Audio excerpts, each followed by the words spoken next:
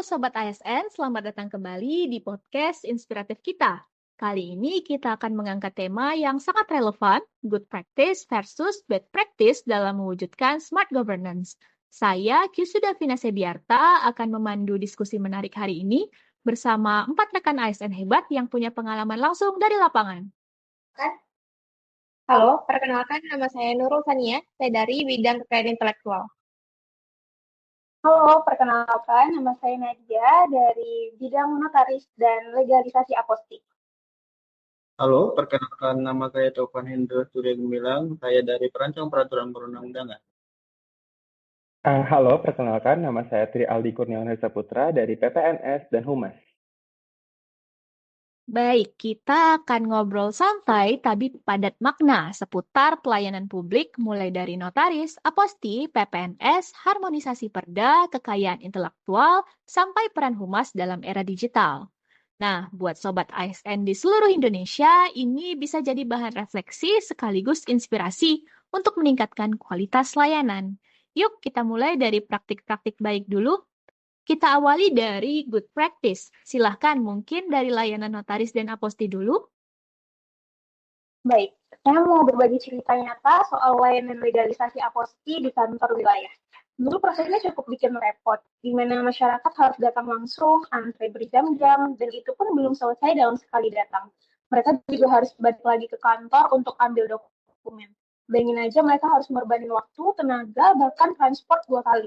Tapi sekarang kondisinya sudah jauh berbeda, di mana berkat inovasi layanan digital, semua jadi lebih simple dan efisien. Wah, luar biasa banget ya. Pasti masyarakat sangat terbantu nih.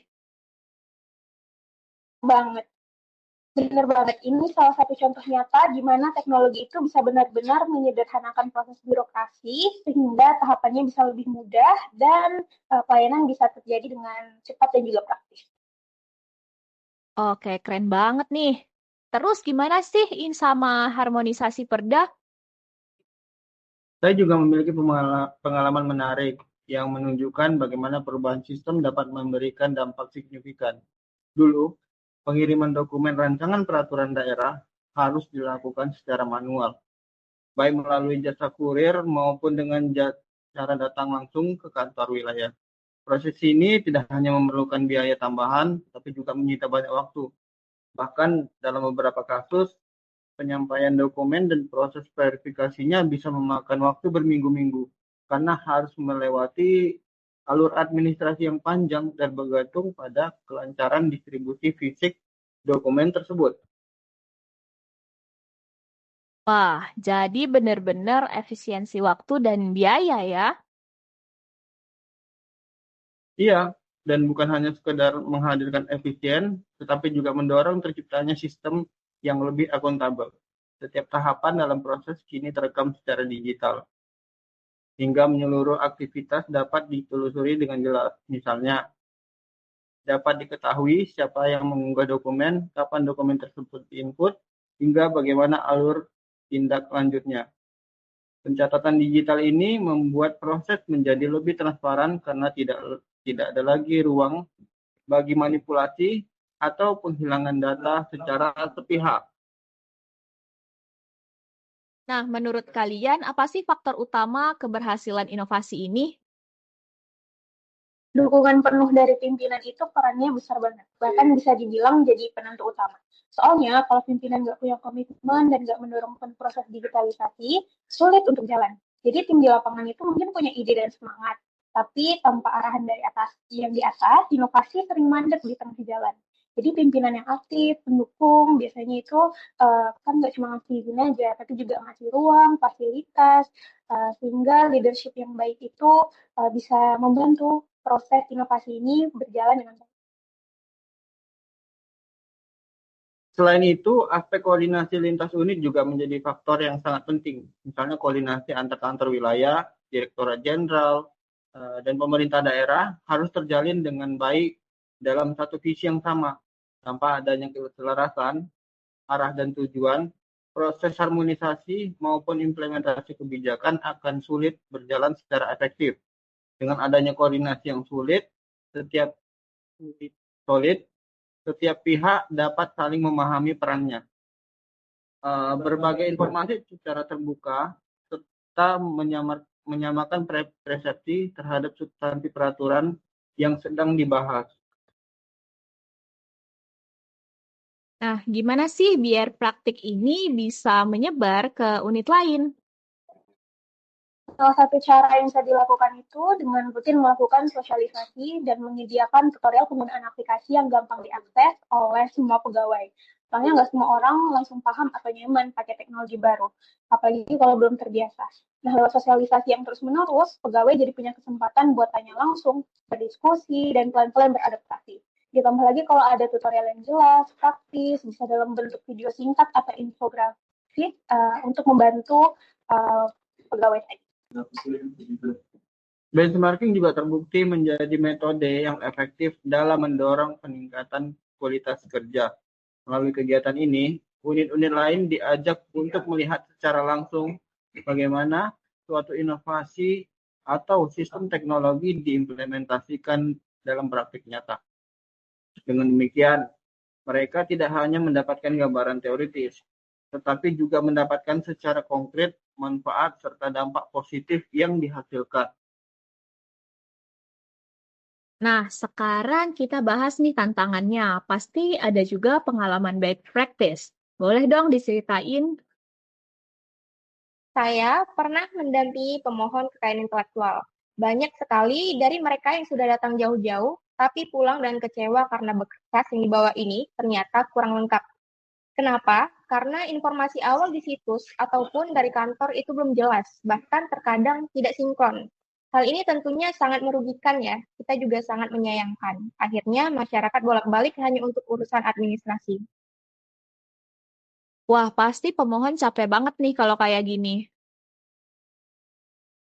Betul, pastinya. Padahal ini bisa dicegah kalau saja informasi awalnya itu sudah disampaikan dengan baik-baik, baik di kanal digital maupun dari web Kanwil dan juga info langsung dari front office kita. Oke, gimana nih dari bidang PPNS atau Humas? Kalau dari bidang PPNS dan Humas, kami sering melaksanakan kegiatan pelatihan atau pembinaan yang sejatinya sangat bermanfaat. Namun, persoalan yang kerap muncul adalah dokumentasi yang masih minim dan publikasi yang terlambat. Akibatnya, masyarakat luas tidak mengetahui adanya program tersebut atau layanan baru yang sudah kami luncurkan. Bahkan, pegawai internal pun kadang tidak mendapatkan informasi terkini. Situasi ini menjadi contoh bad practice dalam layanan publik, karena tujuan utama dari sosialisasi kan bukan sekedar melaksanakan kegiatan, namun memastikan pesan tersampaikan dengan baik kepada pihak yang membutuhkan. Tanpa publikasi yang optimal, kegiatan hanya berhenti pada pelaksanaan tanpa ada memberikan dampak nyata. Oleh karena itu, dokumentasi dan publikasi yang tepat waktu perlu dipandang sebagai bagian strategis untuk membangun kepercayaan, meningkatkan transparansi, dan memperkuat citra kanwil hukum di mata masyarakat. Wah, jadi kendalanya ada di komunikasi dan transparansi ya? Benar banget. Selain juga soal publikasi, tantangan lain juga muncul adalah adanya resistensi internal terhadap sistem baru. Beberapa pegawai masih merasa nyaman dengan cara kerja lama yang sudah terbiasa dilakukan, sehingga enggan beradaptasi dengan perubahan. Sikap ini sebenarnya membuat proses implementasi layanan modern menjadi terhambat. Padahal tujuannya itu menggunakan sistem baru adalah untuk meningkatkan efisiensi dan memberikan kemudahan baik bagi pegawai maupun masyarakat. Jika resistensi ini tidak diatasi, maka inovasi yang sudah dirancang tidak akan berjalan optimal dan justru mengurangi kualitas pelayanan. Jadi menurut kalian apa sih akar masalah dari semua ini? Salah satunya ada di kurangnya pelatihan publik dan juga belum optimalnya kanal komunikasi. Bisa dari antar bidang, contohnya dengan humas yang melengkapi web Kanwil dan juga dengan tim frontliner. Ditambah lagi, permasalahan lainnya adalah belum terbentuknya kultur digital yang kuat di lingkungan kerja. Banyak yang masih melihat sistem baru ini hanya sebagai alat atau tools, padahal yang dibutuhkan adalah perubahan mindset. Tanpa pola pikiran mendukung digitalisasi, penggunaan teknologi tidak akan memberikan hasil yang maksimal. Karena itu, penting untuk menanamkan budaya kerja digital yang menempatkan adaptasi, keterbukaan, dan keberanian untuk berubah, bukan hanya sekedar mengganti cara kerja lama dengan menggunakan aplikasi baru. Nah, apa sih solusi yang bisa kita lakukan? Bisa melalui sosialisasi yang mengharuskan berbasis kebutuhan masyarakat. Kita juga perlu aktif menjawab pertanyaan mereka, bahkan sebelum mereka pertanyakan. Kembali lagi, fungsi kita di awal itu adalah pelayanan publik. Dan dari Humas harus didorong jadi unit strategis. Bukan sekedar dokumentasi, mereka juga harus menjadi penghubung antara program baru dan publik. Nah, kalau dikaitkan sama Smart ASN, apa sih yang bisa kita simpulkan dari good dan bad practice tadi? Baik, good practice seperti ini tentunya mendukung upaya transformasi digital di lingkungan pemerintahan. Ini bukan cuma soal penggunaan teknologi saja, tapi soal perubahan cara kerja yang lebih efektif, efisien, dan berorientasi pada pelayanan. Praktik-praktik baik ini sejalan banget dengan arah pengembangan Smart ASN, yaitu membentuk aparatur sipil negara yang lebih adaptif, agile, dan siap menghadapi tantangan zaman. Benar, good practice juga memiliki peran penting dalam menunjang penerapan merit system dan akuntabilitas kerja. Melalui penerapan good practice, setiap unit kerja dapat menunjukkan standar kinerja yang konsisten, transparan, serta berbasis pada profesionalisme. Hal ini sejalan dengan prinsip merit system yang menekankan bahwa setiap keputusan, baik dalam hal pengelolaan sumber daya manusia maupun pelaksanaan tugas, harus berdasarkan pada kompetensi, kinerja, dan integritas, bukan pada pertimbangan lain di luar itu. Sebaliknya, bad practice menunjukkan bahwa kita masih punya pekerjaan rumah, terutama di literasi digital dan juga pelayanan berbasis data maupun pelayanan langsung ke masyarakat. Dan jangan lupa, Smart ASN itu tidak cukup hanya bisa pakai teknologi, tapi juga harus kolaboratif, komunikatif, dan proaktif. Wah, setuju banget nih. Smart ASN adalah fondasi utama untuk mewujudkan smart governance. Sobat ASN, dari diskusi ini kita belajar bahwa good practice akan membawa pelayanan publik pada level berikutnya lebih cepat, transparan, dan efisien. Sementara bad practice menjadi cermin agar kita tidak jatuh pada lubang yang sama, yaitu lambat, tidak responsif, dan membingungkan masyarakat. Semoga diskusi ini bermanfaat dan menjadi pemicu perubahan positif. Mari kita terus perkuat budaya kerja yang profesional, inovatif, dan berakhlak demi mewujudkan layanan publik yang berkelas dunia. Sampai jumpa di episode selanjutnya dan tetap semangat menjadi ASN yang smart.